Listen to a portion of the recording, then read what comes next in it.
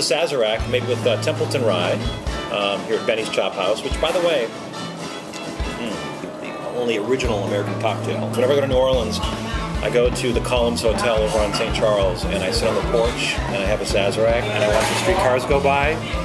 I feel like out of a Tennessee Williams.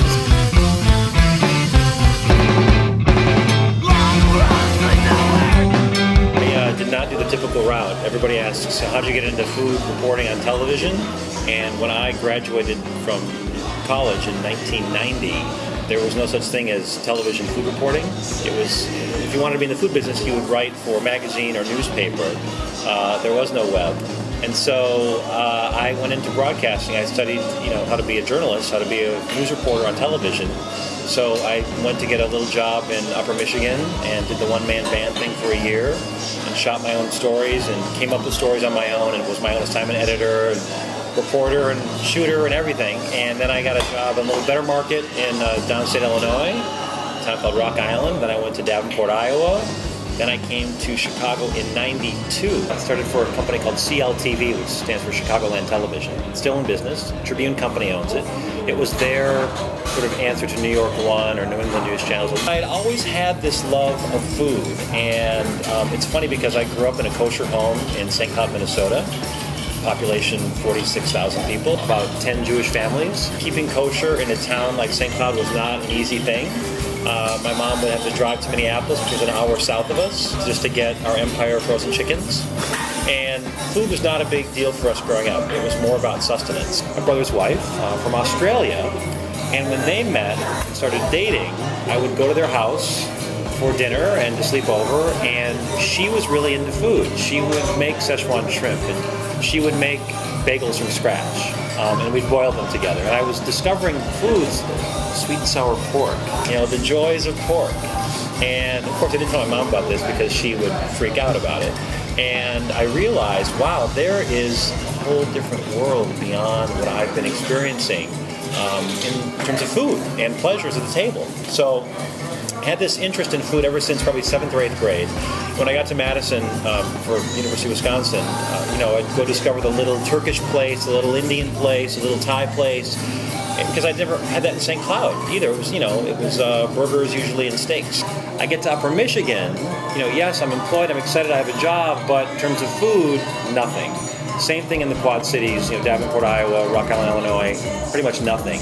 I get to Chicago at the age of 24, 25, and I'm living in Lincoln Park above a place called the King Crab. I would just make my way out from my apartment in concentric circles, just exploring everything that was interesting and delicious. The Uncle Tenu's Middle Eastern place, and the Ito sushi place, and the Banh Mi Thai place, and I was in heaven. But I was working in news. I would do the occasional feature story for the news department, but I couldn't quite make it a full-time gig. And then, lo and behold, 1995, I'd been there for about 2 years, the Tribune comes to our station, CLTV, and says, we want to develop a show based on our food section, and we're going to change the name from The Food Guide, which comes out on Thursdays. We're going to call it Good Eating, and we're going to have it come out on Wednesdays. We want a TV companion to go with it, to cross-promote it. Synergy. And I raised my hand, I said, I would love to work on that show. And my bosses said, well, we've already picked the host, the weather guy, but if you want to be the producer, the executive producer, and really put the show together, it's yours. So did that, went off the air as a reporter, became the producer of this food show, which had nothing like it in Chicago to that point. It was a weekly half hour, and it literally mirrored the food section. So the cover story of the paper that week would be our lead story. We'd have to go figure out how to make a television version of it. We would do recipes from the Tribune's test kitchen. We would shoot visiting authors. Julia Child came through town. Everybody. Emerald. We would do health stories, wines of the week with Bill Rice, the great food and wine writer, one of the first editors of Food and Wine magazine. He was the food and wine columnist at the Tribune at the time. And then we would do cheap eats, places that were $10 or less. We won a James Beard Award right out of the gate the first year for best local cooking show in the country. After that first year, the host says, I'm going to step down and I'm going to move to another market and I don't want to do the show anymore. And I went to my boss and I said, could I just take over as the host since I'm writing it already and doing so much of the work behind the scenes? And they said, sure. So I literally became the host and the producer of this show, and it kind of lived and died by me. And we did that for the next 7 years. And the show went on to win 6 James Beard Awards. And while we started doing that, I started pitching myself as a food reporter to other outlets in Chicago. Public radio, WBEZ, Public Radio 91.5. I would hear stories on NPR all about food that used sound. I would call the local NPR affiliate and say, hey, I could do that kind of stuff for Chicago, right?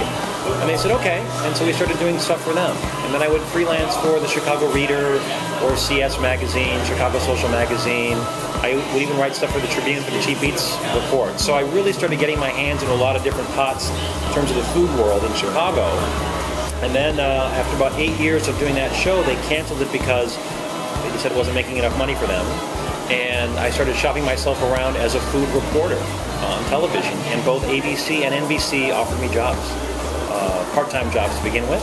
A couple days a week I went to ABC because they're the #1 in the market, and started doing 2 pieces a week for them for their 11 a.m. newscast, which was great. They said, you can do whatever you want. You know, you can do stories on ingredients, on trends, on dishes, on restaurants, on cheap eats, whatever you want to do, just make it interesting and informational, and, you know, do what you've been doing for CLTV for the last 8-9 years. I picked up the 10 o'clock news on Friday nights about 3 years into it, so I did 3 stories a week. And then just a month ago, in December, I started a 4th story a week. I do Saturday nights at 10 as well. I don't need to be there in person, I just leave a taped piece behind. I am on the air 4 times a week with 4 different stories a week now.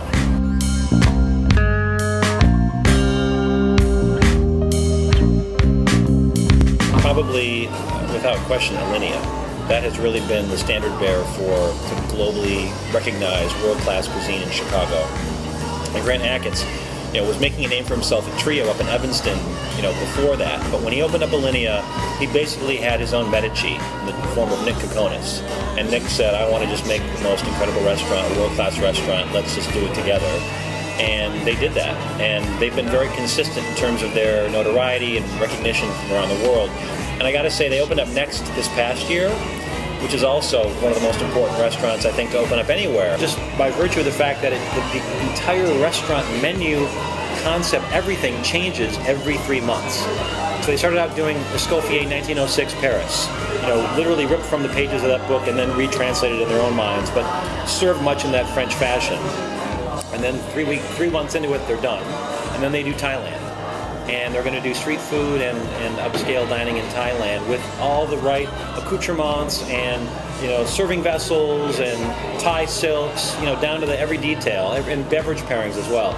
And now they're doing childhood memories, you know, so riffs on peanut PB&J and chicken noodle soup and the lunchbox that you take as a kid, but with, you know, truffled Oreos and Wagyu beef jerky. So and what they're doing is incredible in terms of uniqueness in Chicago. But I also think places like Girl and the Goat have been interesting. I think the Publican has been an important opening. Really a restaurant in Chicago devoted to beer, pork, and oysters. I think Avec has been one of the most incredible openings also in Chicago, a really important opening. Most foodies that come to Chicago do make a trip to Avec just because the food is so focused and so packed with flavor. There's such a great depth of flavor into everything that Karen is doing there. Karen Griefson is the chef, South African native, kind of interesting story, and female chef, which is great. And Paul Kahn has really been the driver for all those restaurants. So Avec, Blackbird, next door to Avec, also an important opening, and the Publican as well. So that's really been, those have been important openings, I think, in Chicago.